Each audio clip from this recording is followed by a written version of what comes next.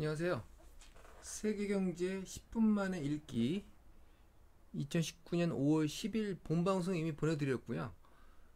그 시간에 쫓기는 면이 있기 때문에 좀 오늘은 미중 무역 분쟁 관련해서 발생한 여러 가지 사건의 그 일정과 관련해서 좀 자세히 외신 읽어드릴 부분이 있어서 추가 시간을 마련했습니다. 그 이미 헤드라인은 말씀드린 동일한 내용이고요. 그 동일한 내용이고 그 주요 외신 중에서 여러분들이 알아야 될 내용들을 좀 자세히 읽어봐 드리겠습니다. 그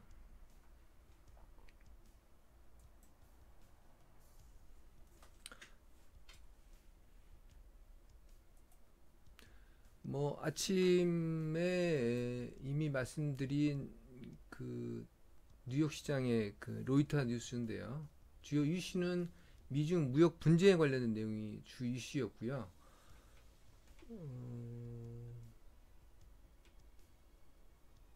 그 전까지 굉장히 서로 미국과 중국 간에 특히 트럼프가 나쁜 경찰 역할을 자임을 했습니다. 그래서 굉장히 악화가 되어 왔고 계속 그 미국 내 대선 아무튼 그 후보 연설이든지 여러 가지 그 스케줄을 가면서도 미중 무역 분쟁에 대한 그 부정적인 강경한 입장을 계속 발표를 했고 그래서 악화가 됐습니다. 거기에 중국이 강경 대응하겠다라는 자기들이 잘못하지 않았다. 뭐 중국은 당연하겠죠, 일단은. 그런데 그 오늘부터 현지 시간 목요일 오후 5시부터라고 하는데 미 동부 시간은 그 새로운 협상이 이제 시작이 됐습니다. 류어 부총리가 미국에 가서 워싱턴에 가서 그 로버트 하이저 USTR 대표와 스티븐 무누신 그 재무부 장관과 같이 사실은 최근까지는 마지막 그 이제 타결 문안만 가다 등고 6월 달에 시진핑이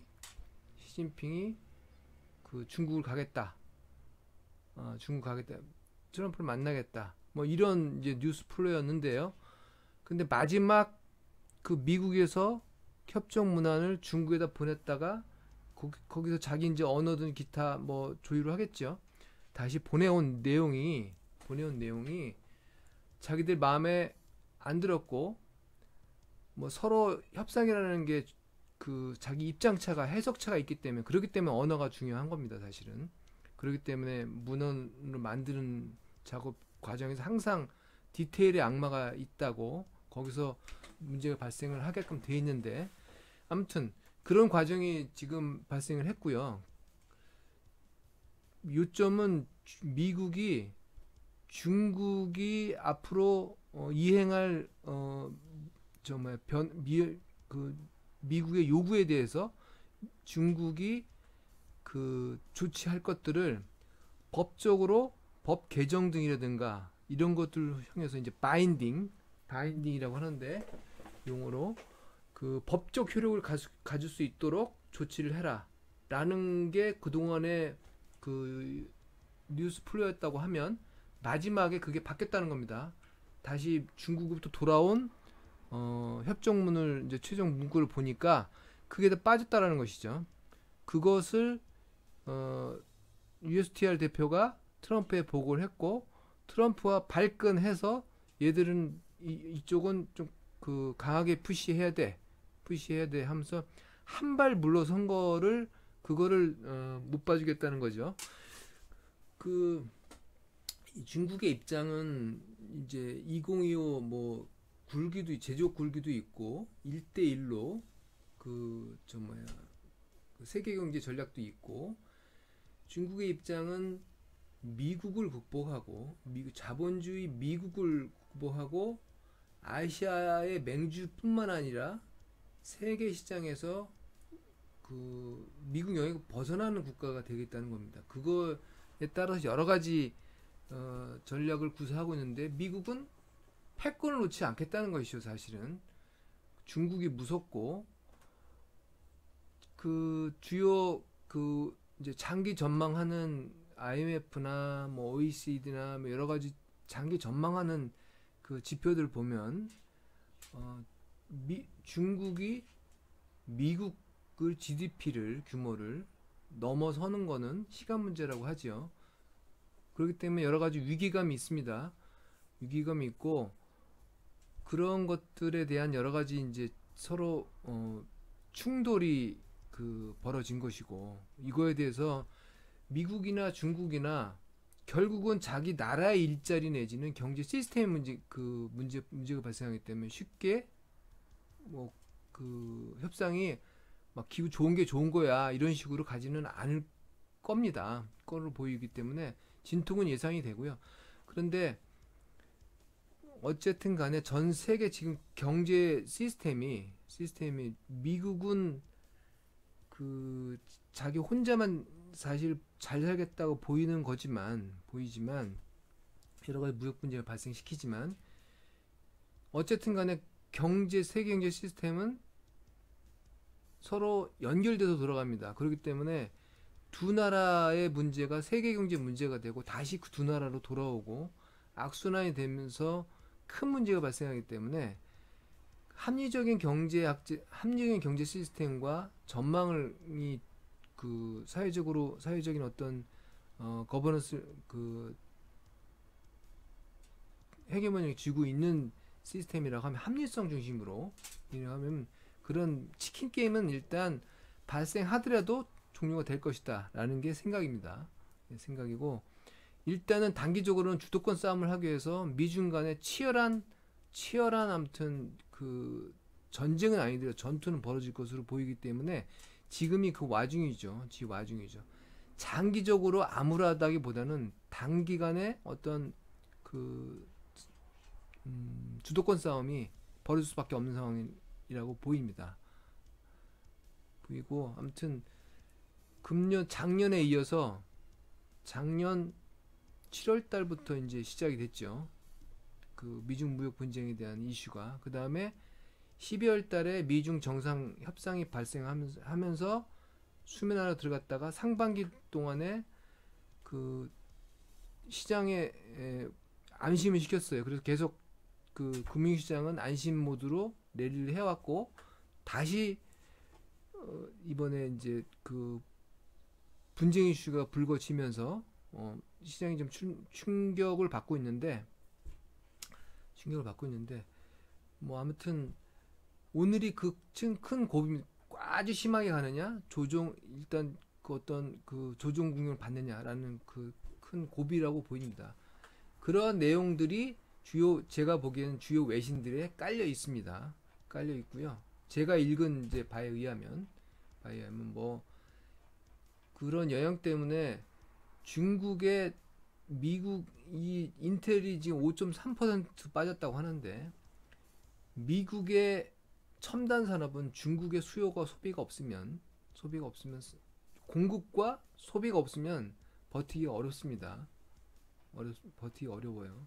그래서 미국도 돌아온 영향을 받는다. 물론 트럼프가 그 자기가 중심으로 러스트 벨트 중점적으로 일자리를 그 강조하는 그런 지역이 있지만 그리고 이 반도체나 이런 거는 북동부나 이쪽 서부 그쪽에 자기를 지지하지 않는 기반 쪽입니다. 그래서 복잡한 정치적 이슈가 섞여 있는데 그래도 전반적으로 미국을 이끌어온 그 산업은 최첨단 산업이고 IT였기 때문에 여기에 대해서 그 무시할 수 없습니다.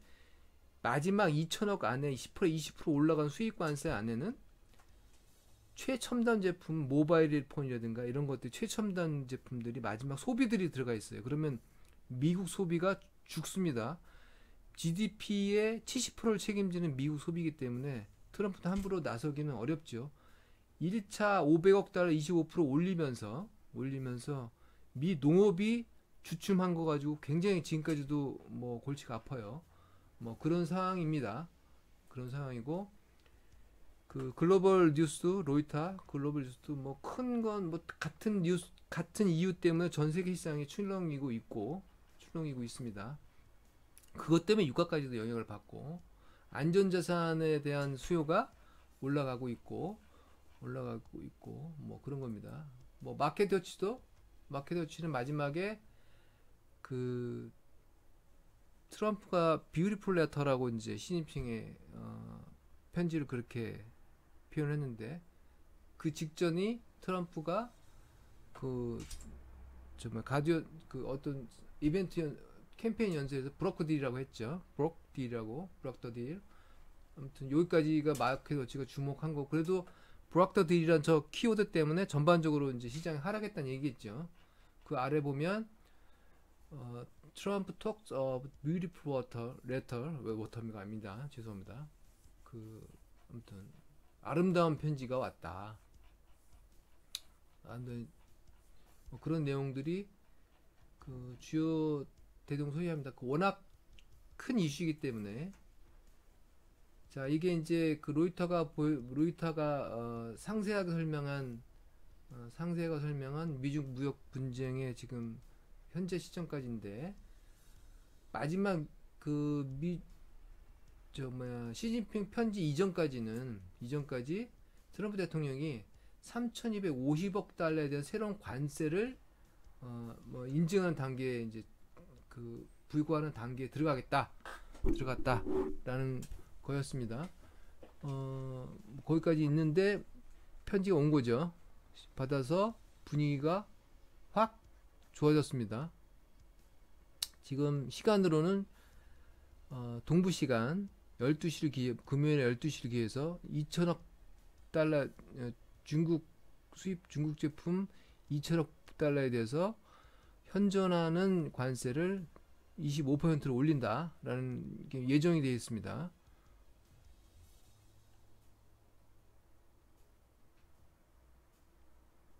중국은 보복하겠다고 얘기했고,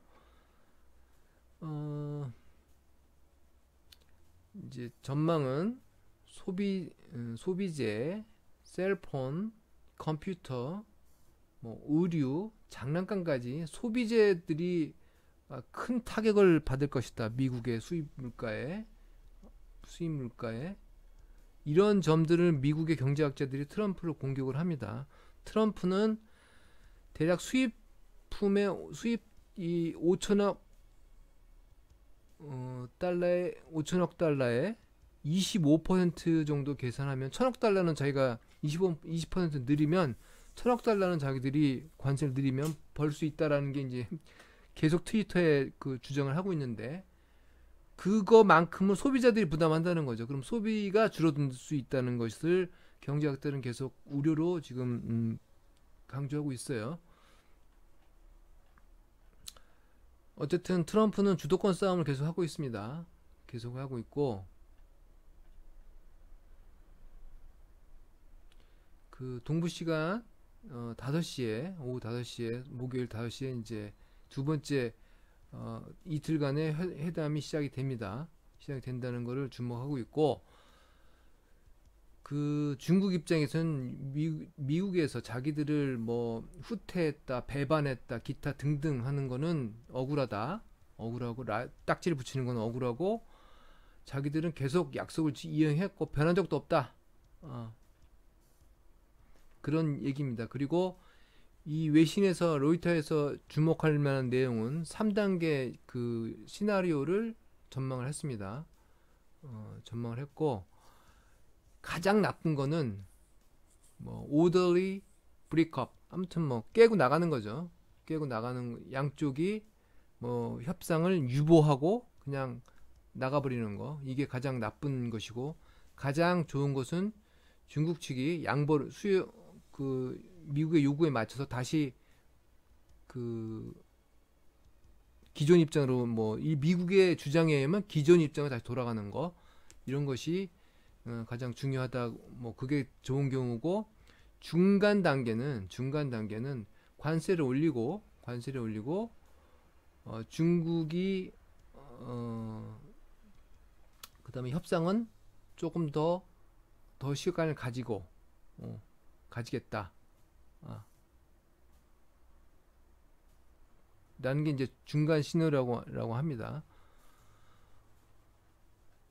그 미중 간에 지금 딥 리프트 간격이 골이 이제 커졌는데 이거는 말씀드린 것처럼 미국으로부터 7가지 챕터에 대한 드래프트 초안이 온 게 바인딩하지 그 후퇴했다는 거죠.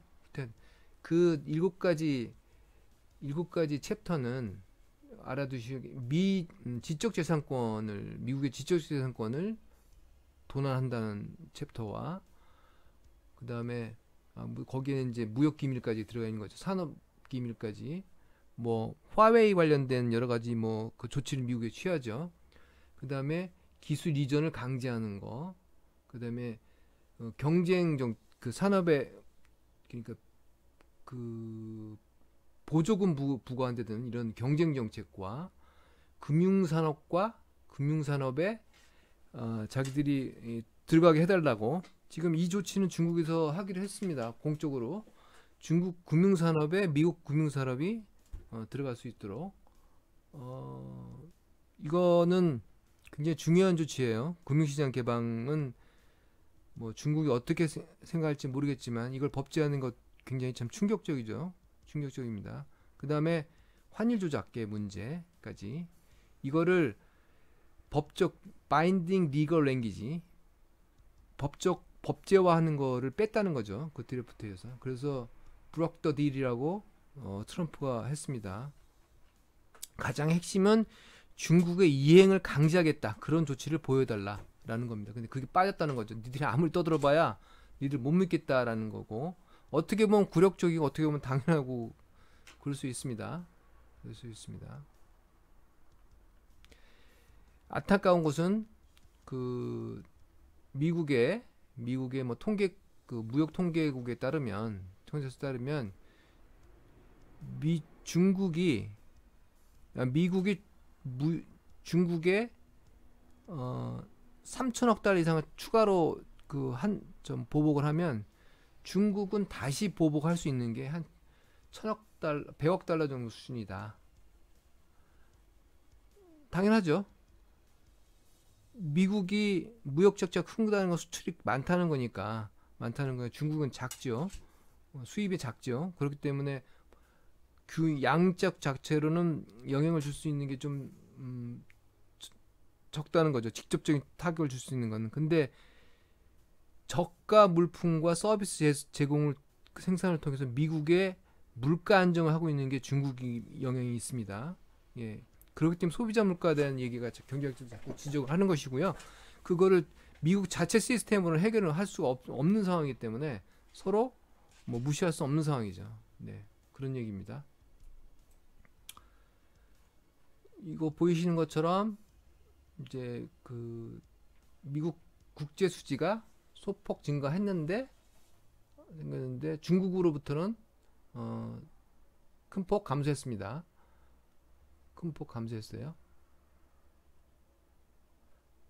China decreased to a 5-year low. 5년 만에 아무튼 가장 작은 규모로 증가했다는 거예요. 무역 적자가. 이게 지금 로이터의 그 무역 적자에 관련 뉴스입니다.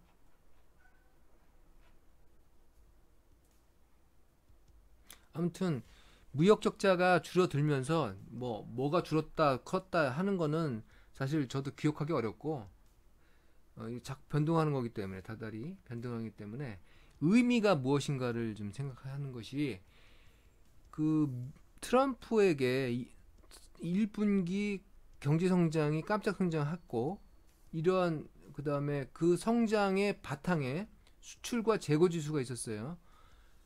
수출과 재고 지수가 있었는데 그 수출은 뭐 트럼프의 무역 정책 무역 정책이 반영이 되는 것이죠. 거기에 대해서 굉장히 많은 주변에 비난이 있었습니다. 특히 민주당도 그 세계경제 혼선한다고 비난을 뭐 하는 부분도 있었고 주변국에서 많이 정말 비난을 했지만 결국은 성공으로 가고 있다는 신호를 포착했기 때문에 트럼프의 입지가 강해졌죠. 더더욱더 무역 정책을 강경하게 갈 수 있는 입지를 준다는 그런 이제 문제가 있을 수 있습니다. 근데 내용을 들여다보면 그 미국의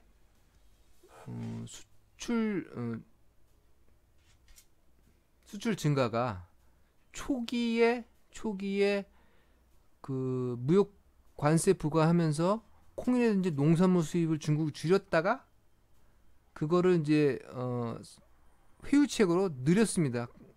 최근에 그게 반영이 됐다는 거죠. 그게 반영이 돼서 다시 또 이게 지금 무역 분쟁이라면 그게 또 그거부터 줄어들기 때문에 수입이 앞으로는 좋아지기가 뭐 계속 좋아지겠느냐 하는 의문이 있을 수 있고요. 의문이 있을 수 있고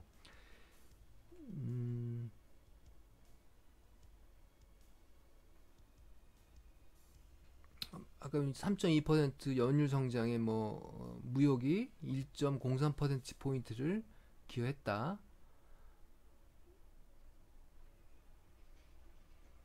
그런 내용이고 그 경제학자들은 2분기에 3.1%까지 상승할 거다라고 최근에 보인다고 합니다. 근데 그 이전에 2.9%로 예상을 했었어요. 그러니까 트럼프는 연 3%를 목표로 경제 정책하겠다는 게 그 사람 그 양반의 그 주장입니다. 내가 요즘 그 굉장히 목에 힘이 들어가는데 뭐 그랬고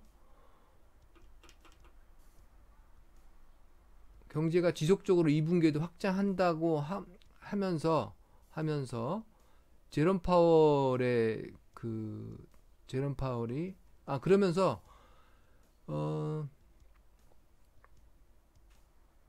그러면서 이제 그 제롬 파월이 약세된 물가 상승률이 일시적이다라는 얘기를 하면서 시장에 좀 영향을 줬었죠. 근데 그게 맞다는 거죠. 다시 상승할 거다.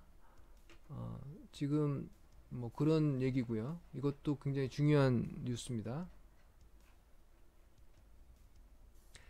금리가 다시 상승할 수 있다는 상승할 수 있는 그런 확률을 높인다는 거죠. 그다음에 실업수당 청구 건수가 줄었다. 뭐 다시 이것도 강한 경제를 나타내는 것이고 그 생산자 물가 지수가 0.2%로 지난달에 올랐다고 합니다.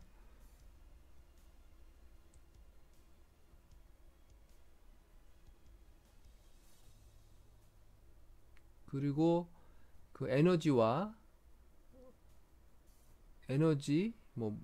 그 음식료 이런 것들 뺀 변동성이 심한 걸 뺀 제품을 뺀 그런 물가 지수는 지난달 0.4% 상승했다고 해서 2018년 1월 이후에 가장 크게 상승했다고 합니다. 그 근원 물가 지수를 중심으로 이거하고 좀 다르지만 근원 물가 지수를 중심으로 해서 그 미 연방준비은행은 물가를 관리합니다. 2% 수준을 그 기준을 잡고 있는데 이런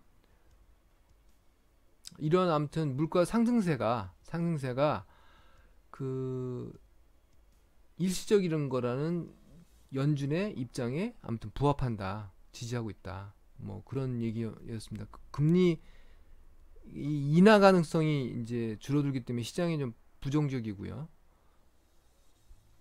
미국 수출이 3월에 전반적인 무역 수지가 줄어든 것은 전체 국제 수지는 줄었습니다. 중국만 이제 늘었다는 거, 그 감소폭이 그 수출이 늘었다는 거죠. 근데 그 원인이 737 보잉 737 맥스 비행기가 큰 영향이었고요. 네, 이런 내용이었고요. 그 다음에 하나 더 유의하실 것이 이거는 이제 그 미국 10년 국채물이 최근 이제 급락하면서 장중에 2.426까지 목요일 날 떨어지면서 빌 그 3개월 2.429보다도 더 내려갔다는 거 일시적으로. 일시적으로.